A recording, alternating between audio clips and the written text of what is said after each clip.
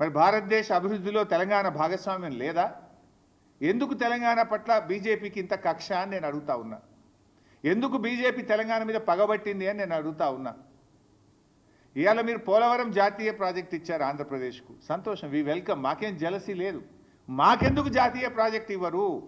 మా పాలమూరు ఎత్తిపోతల పథకానికి ఎందుకు ఇవ్వరు? మా కాళేశ్వరంకి ఎందుకు ఇవ్వరు? మా సీతారామ ప్రాజెక్టుకి ఎందుకు ఇవ్వరు?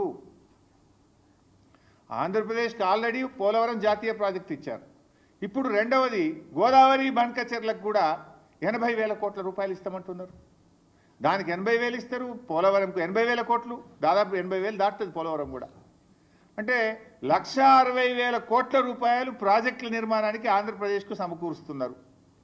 అందులో ఒక పై సంబంధమన్న తెలంగాణకి ఇచ్చారా? 1%, 1,600 కోట్లని ఇచ్చారా అని అడుగుతా ఉన్నా నేను. ఇయ్యనప్పుడు 8 ఎంపీలు బీజేపీ గెలిచి ఏం ప్రయోజనం? 2 కేంద్ర మంత్రులు ఈ రాష్ట్రం నుంచి ఉండి ఏం ప్రయోజనం? మీరున్నది పదవులు అనుభవించడానికా, ప్రజలకు సేవ చేయడానికా?